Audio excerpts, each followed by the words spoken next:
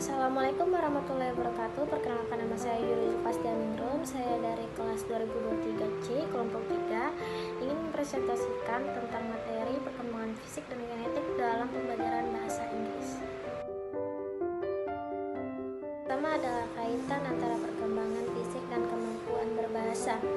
Pertama, kemampuan motorik. Kemampuan motorik baik motorik halus maupun motorik kasar dapat mempengaruhi kemampuan berbahasa.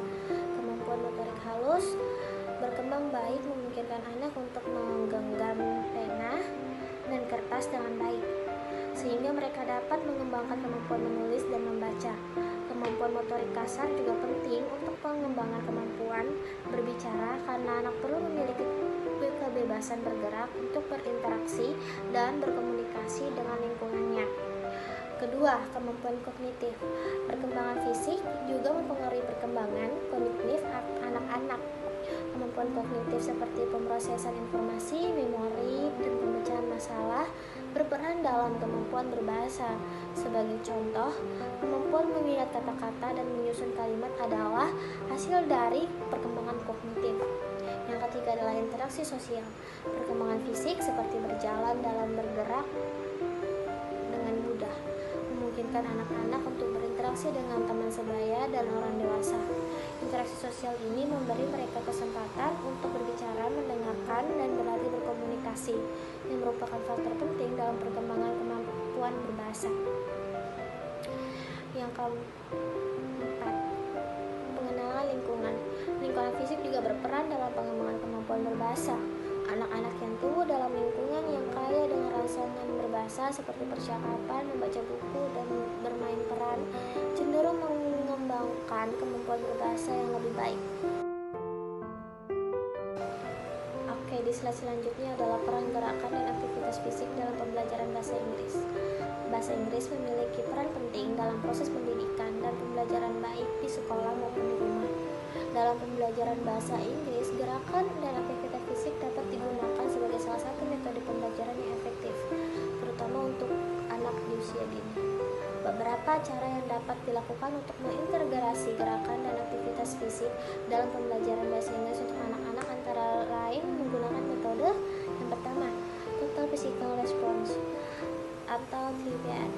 Metode pembelajaran bahasa Inggris yang menekankan pada kegiatan langsung yang berhubungan dengan kegiatan fisik dan gerakan. Metode ini lebih efektif pada siswa setingkat PAUD atau TK. Yang kedua adalah lagu dan gerakan.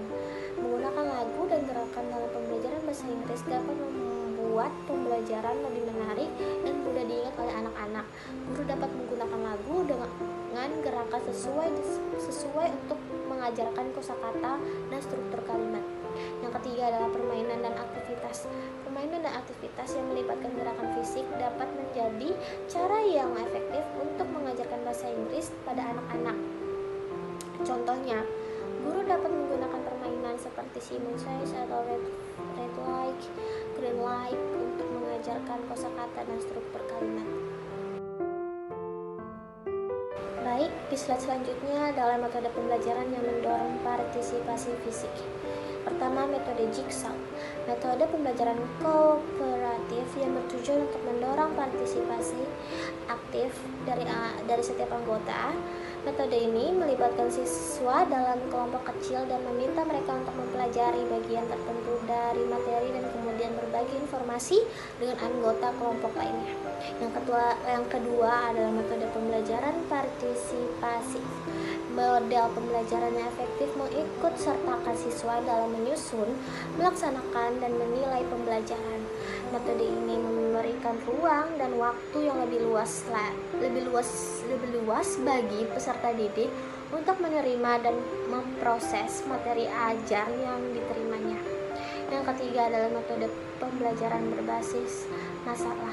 Metode pembelajaran yang menekankan pada partisipasi siswa dalam menyelesaikan masalah. Metode ini melibatkan siswa dalam proses pemecahan masalah dan meminta mereka untuk berpartisipasi secara aktif dan mencari solusi. Yang keempat adalah metode Total Physical Response. Metode pembelajaran bahasa Inggris yang menekankan pada kegiatan langsung yang berhubungan dengan kegiatan fisik dan gerakan. Metode ini melibatkan siswa dalam gerakan dan aktivitas fisik untuk memperkuat pemahaman mereka terhadap kosakata dan struktur kalimat. Baik, itu saja yang saya sampaikan.